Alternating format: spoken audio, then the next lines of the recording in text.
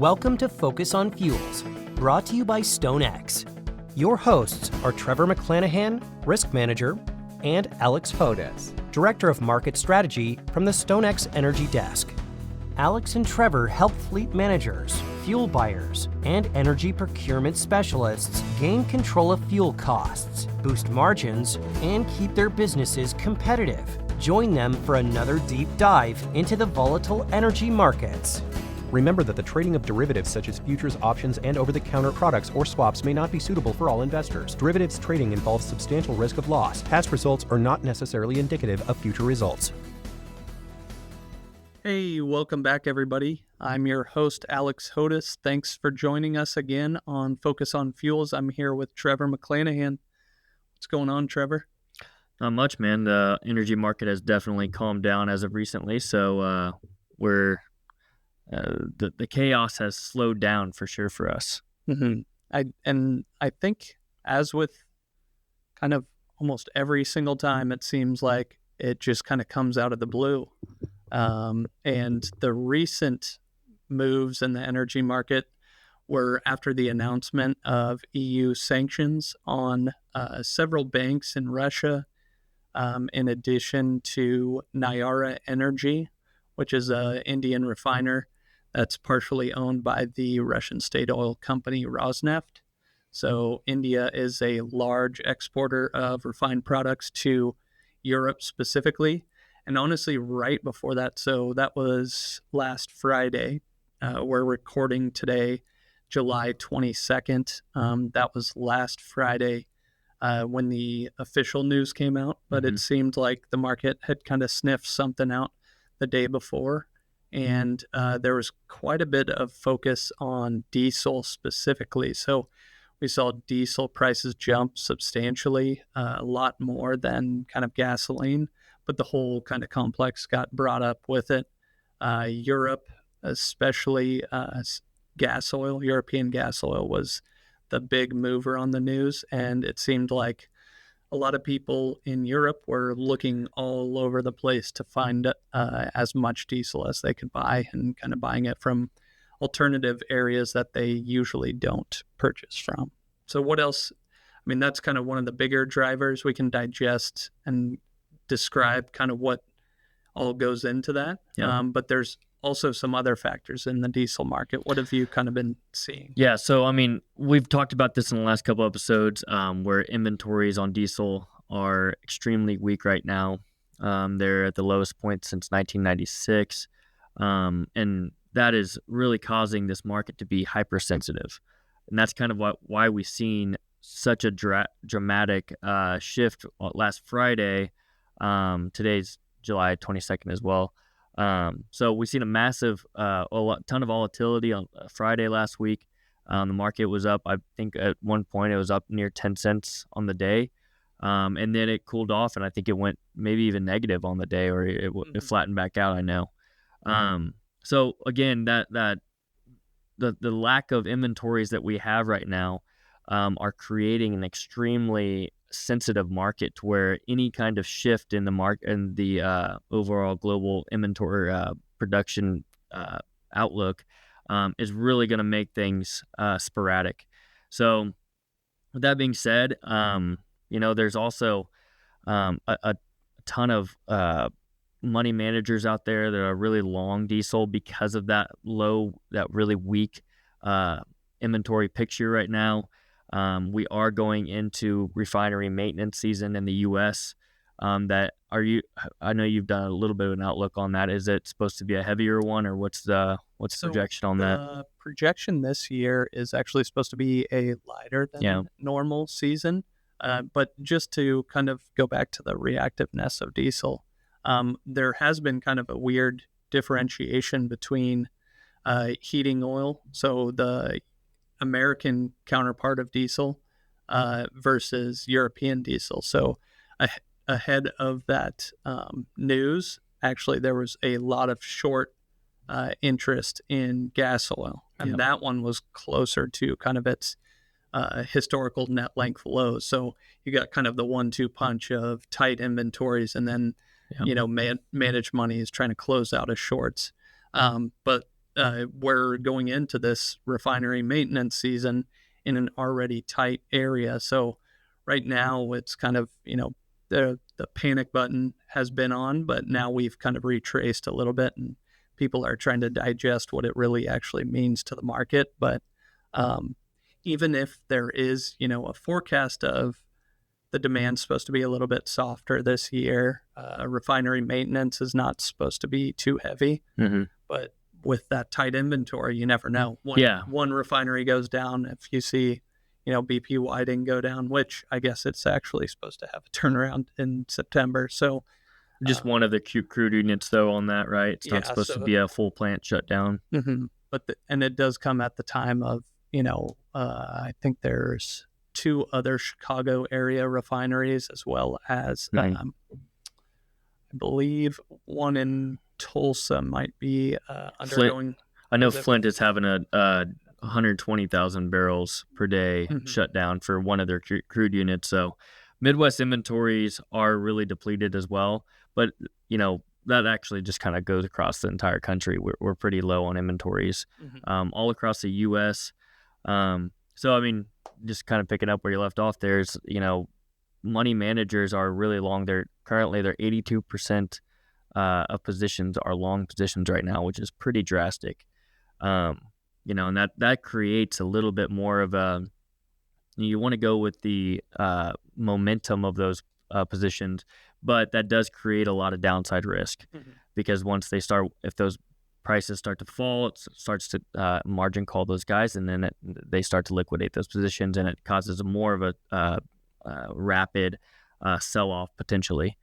And I think just going to that is when we look at the managed money, that's something we look at on a weekly basis, and how we kind of analyze that. So you're doing a good point is to point out how money managers, you kind of like to be on the same side as them for the most part, but as soon as those positions become kind of stretched, that's where you need to start. Yes, red flags are flying. So we haven't really seen that quite yet, but just kind of proving the point that it's starting to get a little bit more crowded. And it tells you that there's not as much of a runway also. That's how I always look at it, is like, I believe it was, I'm trying to recall the previous time, but when you see like hedge funds extremely short for WTI or Brent or something like that,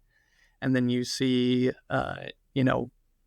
the market start to go above some of the longer term moving averages, then you're like, okay, maybe this could be a sustained rally because there's a lot of juice that can flow back into it. But what you're saying is essentially on the NYMEX heating oil side, we're seeing kind of approaching crowded territories. I like to say until we're in that 95th percentile historically, that's when we're starting to be red flags for kind of a reversal. So we're not quite there yet. Right. But the interesting thing is that hedge funds on the gas oil side were actually like a lot shorter. So it's kind of a weird differentiation there between those products, which usually tend to be kind of in tandem. Yeah. And then, tariffs are going to push that market around a lot as well. If there's trade deals that are agreed upon, that kind of lightens up the outlook on diesel demand. So a little bit of a combination of multiple things here. But personally, I leaned a little bit towards to the down. I think the diesel market could go down from here. And a lot of that is that money managed. I think it's a little top heavy right now. Managed money, I'm sorry. And not only that, but I also see a massive opportunity for any country that has a lot of export capacity on the refined product side, such as China. They've been known to step into markets like this when refinery margins on diesel are as high as they are right now. That creates a big opportunity for them to increase the production on the refined side and export a lot of that and take advantage of that arbitrage. And that's kind of a similar story to what happened in 2022. Exactly. Like we saw prices continue to rip higher in diesel, higher and higher. And then eventually who came to save the day was the Chinese exports. Yep.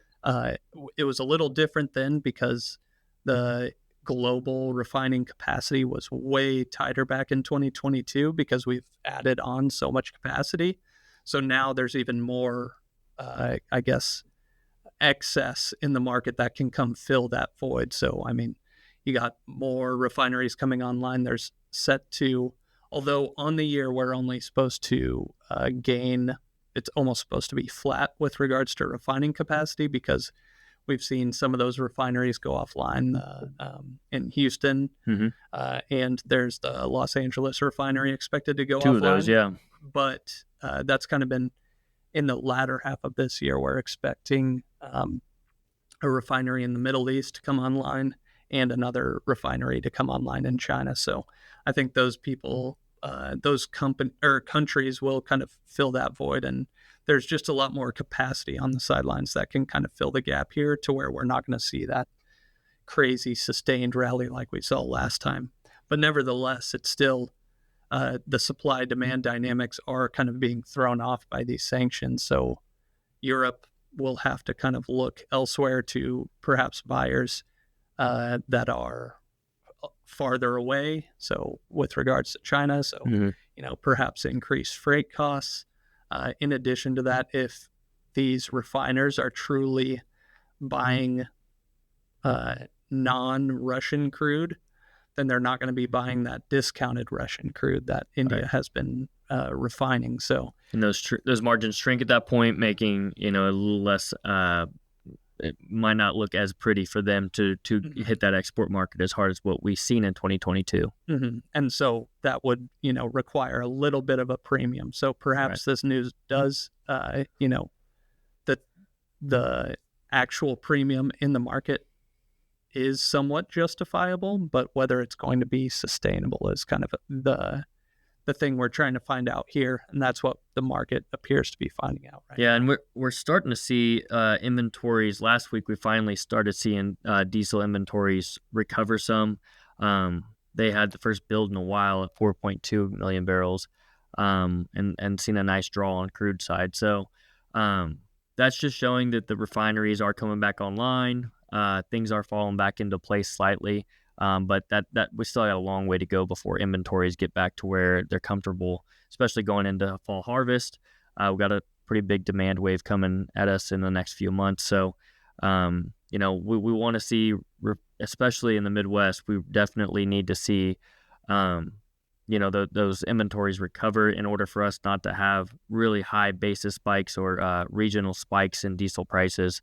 Due to the surge in demand and weak inventories, the combination of both of those. And really, fall is kind of the time when we see that happening. Basis tends to strengthen in the Midwest, turnarounds, and that double whammy of the increased demand for fall harvest as well. But I think diesel has been kind of the driving force here. Crude has kind of been sitting in the back seat. Gasoline has really not even been kind of partaking in this rally. Diesel's kind of been the hot fuel trade this year versus where gasoline in the summertime, where gasoline typically is kind of the shining star. So diesel kind of took all of the glory here. And I think one thing that we like to talk about, especially at this time of year, has also been propane. So that's kind of been we've been in this spot where we think that propane's going to take a dip, and it's finally starting to kind of slide that way. There has been news that, and this has been kind of waiting in the wings for a while, but I have not seen any ships coming out of the Nederland terminal energy transfers project. Their export capacity expansion was expected to come online either in July or in the middle of July or late half of July, but we haven't really seen those barrels start to leave there, which would be a bump up in propane exports. So their energy transfers actually releases their financial results. I think it's August 8th, I believe. And so they might provide a little bit more color with regards to that project. But again, if once that comes online, that kind of provides a floor there for propane to see how far it can dip. Yeah, and I mean, and I've also been watching. Exports have been surging. Obviously, everybody's known that. But now that we run into this new tariff plan, that there's going to be another hurdle for propane exports to jump over. So obviously, August 1st is the expiration of EU tariffs, and that might include other countries as well. Mexico, I believe. Yeah. And then China's they expire, the tariff pause expires on August 11th. So two big hurdles there that we are monitoring. Chinese imports of U.S. propane average around 300,000 barrels per day.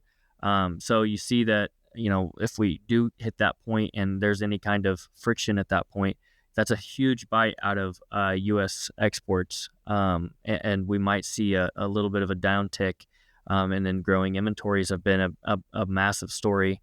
As of late, they had a really slow start to inventory builds this year, but they've recovered extremely fast.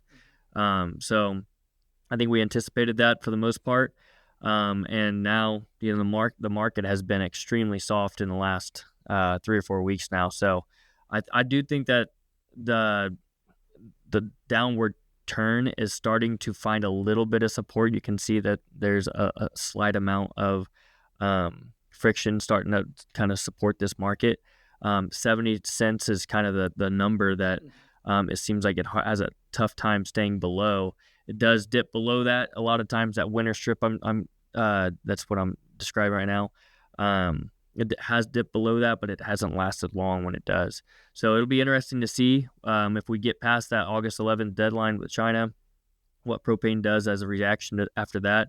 But right now I'm telling a lot of my customers to start taking bites out of your winter usage and winter fixed gallons that you're selling right now, because price is pretty sharp right now. We're down in the lower 70s for that winter strip now.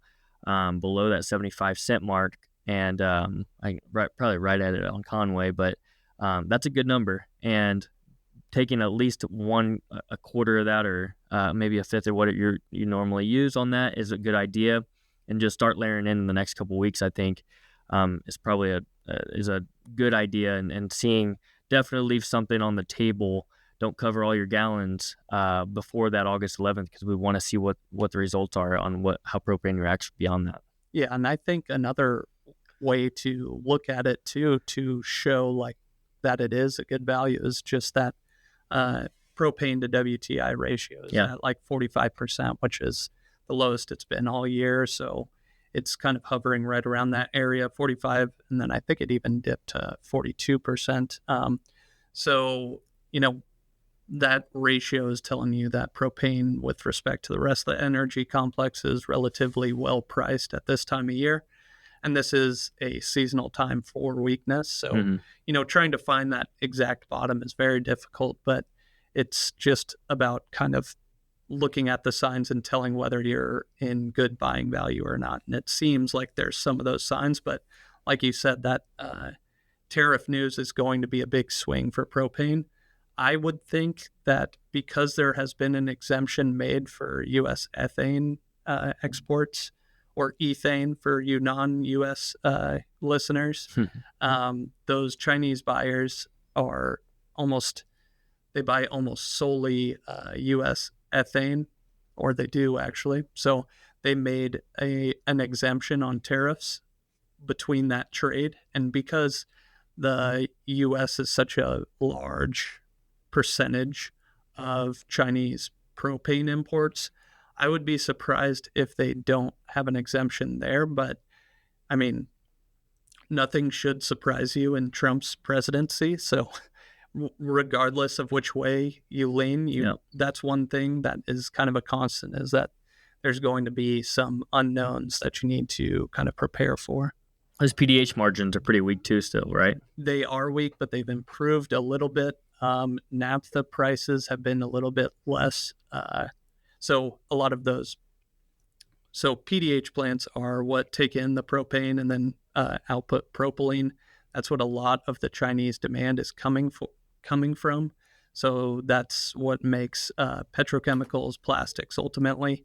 But where there's kind of a trade-off, there are some flexible petrochemical crackers that use either propane or naphtha as one of their inputs or their feedstocks.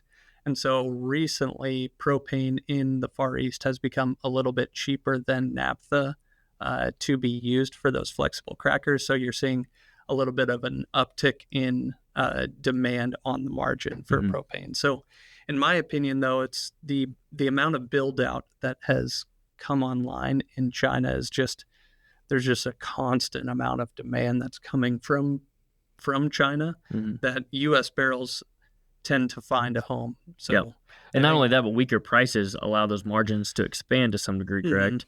Which allows, more demand. So that's another reason why you get down to these lower 70 levels on propane. And that's just kind of a natural buy because, now we start seeing margins expand over there, and it kind of opens up that window for exports to thrive. And I think, but like you said, the tariff deal will definitely make an impact if anything, it sticks. And more than anything, I mean, it could just be a headline knee-jerk reaction where, whatever it does happen, the results of whatever it is, it may not actually have a supply and demand effect immediately or even at all. But just the headline itself could, jolt the market in one direction or the other and create an opportunity or obviously could work against you, obviously, to some degree. And in that knee-jerk reaction, usually, like we said earlier, tends to coincide with some of that hedge fund positioning or managed money positioning. Speculators had been relatively pretty long propane. They've unwound some of those positions, but still they're closer to their historical net length highs than their lows. So they're still, I believe, at like the 85th percentile when we look at that. So there's still some room to be unwound is kind of the point there. Yeah, and they're kind of the opposite position, or propane's kind of the opposite position of diesel from a managed money perspective. Well, yeah, they're in this case, yes. So there still is some kind of price risk there. So right. Okay. Let's just touch on crude real quick before we get out of here. Halliburton had a warning of they could see a 9% decrease in year-over-year revenue for U.S. sales. So basically, that's all of the oil industry's parts. Everything that they're all the just the service associated with drilling. So a little bit, or there's a pretty substantial downtick in their expectations. So that it could be a little bit of a foreshadowing of weaker production in the Permian, and I think that's just important to point out, considering we know that the OPEC increases in production is going to take some of the market share from the U.S. And we don't think that this is going to be like a rapid development by any means, where it's going to be 1 month it's at 13.7 where it is now, and then now we see it go all the way down to 12 or something like that. This will be a really slow moving deal, and we are looking for indicators like Halliburton to give us ideas on kind of where the the production curve is going. And not only that, Chevron announced that they will be plateauing their production in the Permian. So a couple different headlines that have hit the wire the last couple of days, and it's starting to show that the little bit of the cracks in the surface of U.S. shale production. Yeah, I think that release is because it's looking at that year-over-year growth or decline, it should be somewhat backward looking.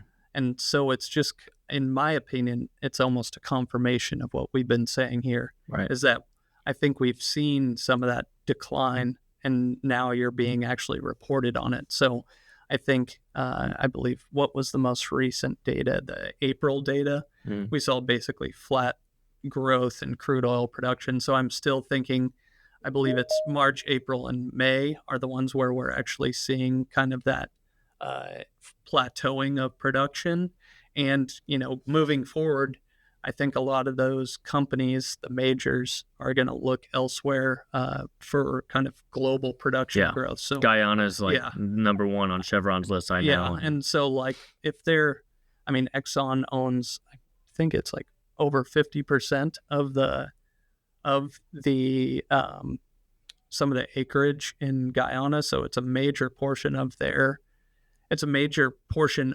kind of portfolio, and they're going to see a lot more growth there. So I think we're in a time where almost, I don't want to say shale is dying, but it's becoming less the area of focus of some of the majors, and there's going to start to be a lot more growth in kind of Latin America, like Brazil.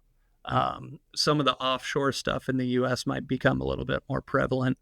But in the meantime, there's that 13.7. Well, whatever the shale, it was an 8 something for the Permian.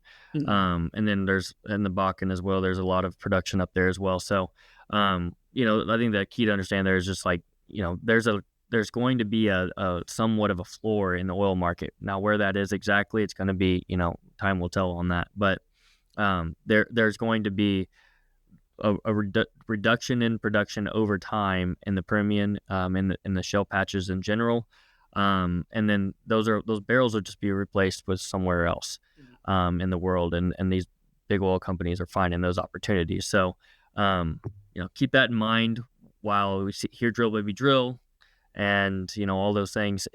There's probably still some sort of support level at $55 a barrel or somewhere in that range, maybe even 60.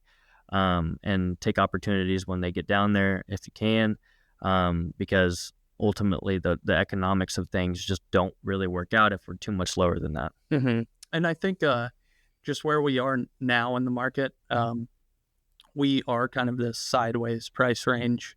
And it seems like we've been saying that a lot this year, is kind of where we're just caught in between this kind of trend. And I think it's because we have those kind of weighing of those factors. There's the floor being set by now, it's those shale producers, and then on the ceiling is really OPEC's unwinding their production. So they're bringing those barrels back to market. We're starting to see in our high frequency inventories, according to our recent global inventory report, we're actually starting to see kind of more of that supply glut that we had been forecasting. Probably about 3 weeks ago, we were starting to see, or there was more of a deficit. Now this is kind of shifting back towards a surplus, and that's what's forecasted for the next Q3 and Q4 ahead. So I think personally that we have more sideways to downward action. I had previously stated kind of more sideways to upward action, but I think now we're going to be kind of trending a little bit downward just because we're going to see more of those supplies. Absolutely. Well, I think that's all we have for today. If you guys have, if you're an end user of fuel out there and you have exposure to the fuel markets where you're looking to set a budget for any amount of time on your fuel cost, give us a ring. You can sign up for Alex's reports and get a little bit more insight on exactly what's driving the markets and when opportunities are out there for you to lock in those budgets for the years or months, whatever you're looking at there. So feel free to give us a ring anytime, and we can at least have discussions and point you in the right direction if we're not the exact answer for you. All right. Thanks, everybody. Thanks, everybody.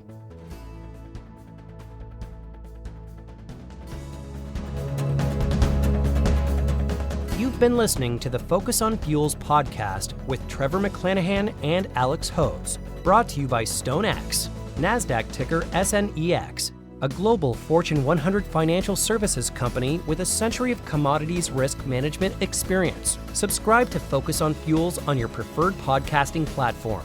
For insights on managing fuel and energy price volatility, and to sign up for the free StoneX Morning Energy Brief newsletter, email focusonfuels@stonex.com or visit www.stonex.com. Please feel free to rate, review, and share this episode with colleagues. Until next time.